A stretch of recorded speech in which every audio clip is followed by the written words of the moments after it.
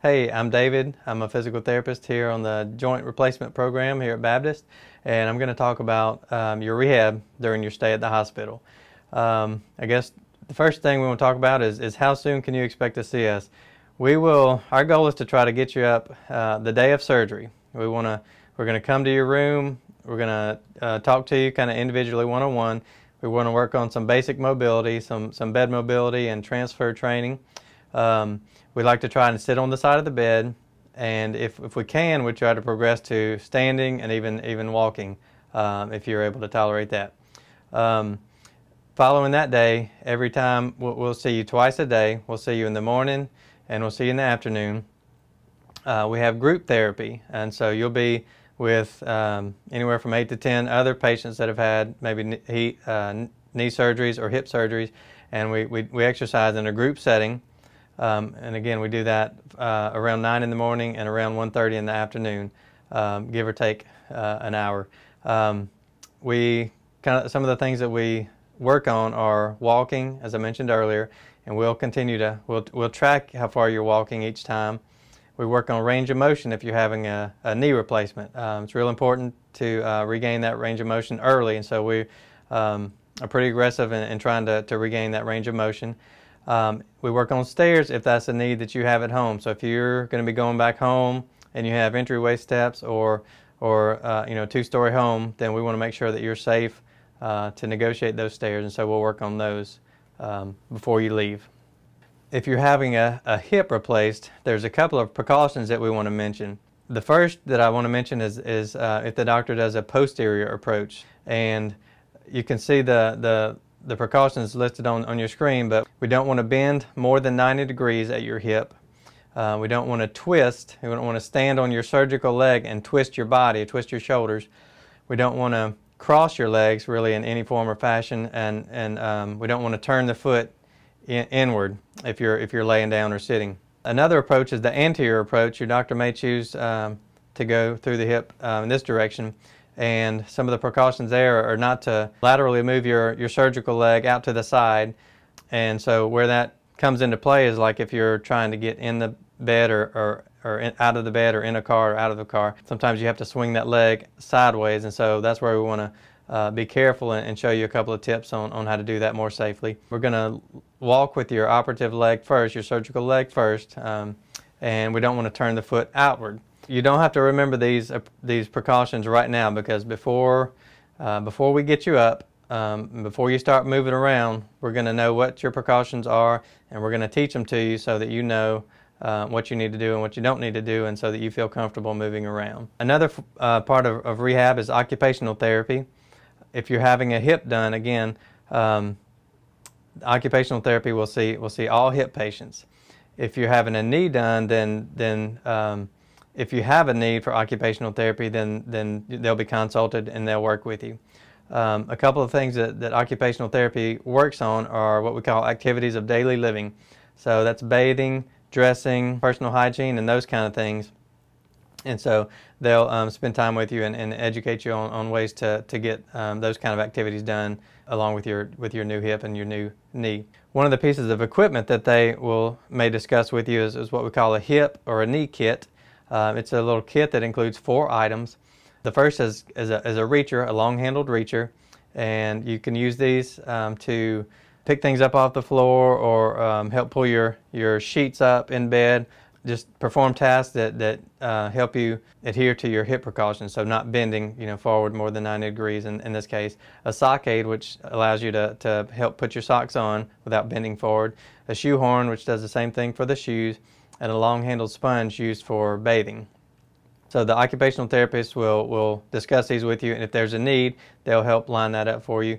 But we do encourage you to go ahead and purchase one of these kits. Insurance does not cover this kit, but it's a very beneficial piece of equipment, and we encourage that you refer to your guidebook. There's a list of vendors in your book, and you can purchase this kit from just about any vendor.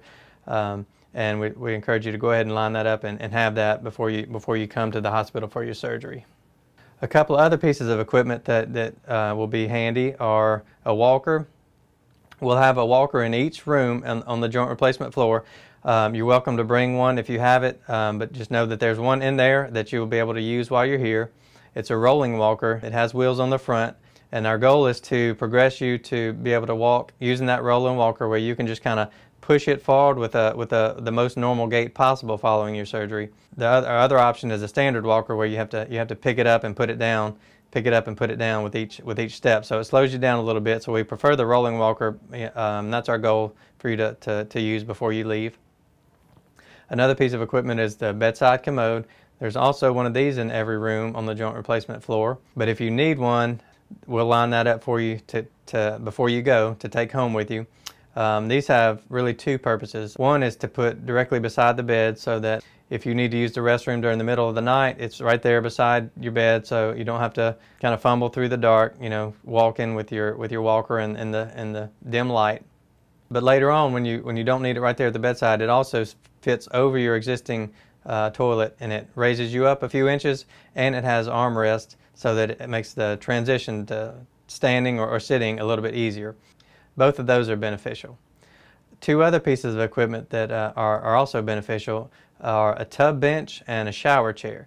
Both of these pieces of equipment just kind of ease the transition to bathing, whether you're trying to use the tub or the shower. The caveat to these pieces of equipment are the insurance companies generally won't pay for them, so it's an out-of-pocket expense if that's something that you feel like you will need. Preparing your home, there's a couple of things we want you to think about before you even come to the hospital for your surgery. There's some things that you can do at home to ease your transition for when you return to home. One of the things is just thinking about where you're going to be sitting, throughout the day. Recliners are okay. They have arms that they use to transition from sit to stand and vice versa. And general chairs are okay, but sometimes if you're having a hip done, couches can be a little bit low and you may sink down, so you just want to kind of evaluate your couch. If it's really low, then you may not want to sit there, following your surgery for a little while until your hip precautions are unnecessary. Recliners are okay, like I said. Special beds are not necessary. We'll kind of educate you on ways to get in and out of bed while you're here. We encourage you to take up your throw rugs for a few months. Sometimes they can cause a fall risk. Either the walker can get caught on the rug or your foot can get caught on the rug, so we ask that you take those up and put them up for a few months. You may need to prepare some frozen meals. If you're the cook of the family, then it may benefit you to go ahead and have those meals prepared and frozen, so that when you come home, all you have to do is heat them up and warm them up, and you're ready to eat. Finally, you may want to arrange somebody to help care for your pets if that's an issue. You want them to eat while you're gone, and two, you don't want them jumping up on you right when you come home. And they'll be excited to see you, so we encourage you to just be prepared and have them taken care of, so that it's not a risk for falls also. When you leave the hospital, you'll most likely have some kind of continued therapy, outpatient physical therapy or home health physical therapy. Baptist has 5 outpatient physical therapy clinics around Jackson. One's in Clinton at the Mississippi College Campus Healthplex, one in Byram, there's one in Pearl, one in Madison, and one right here in Jackson across the street from the hospital at the Medical Arts East building. We encourage you to use Baptist Physical Therapy for your outpatient services. Have really good therapists and really good outcomes at our clinics. So one thing that we offer is with our fitness centers, we also have 2 fitness centers, full-scale fitness centers. There's one, again, in Clinton at the Healthplex, and here across the street at the Medical Arts East building. When you finish your outpatient physical therapy, and if you want to continue exercising, then we encourage you to do that, promote a healthy lifestyle, keep your joints moving.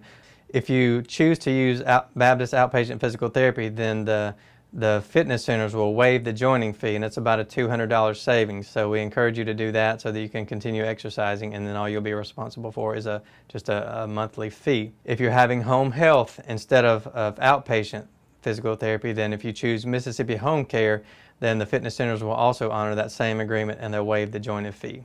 Okay, there's 2 more things I want to emphasize. One, you can expect to see us pretty early, meaning the day of surgery, and we'll try and, as I mentioned earlier, we'll try and sit and stand and maybe even walk. And 2, don't get up by yourself until we evaluate you and we help you do that. We don't want any falls here at Baptist in the joint replacement program. Finally, if you have any questions about physical therapy, please call Angie Gillespie at the number printed on the screen. Thanks. I'll see you soon.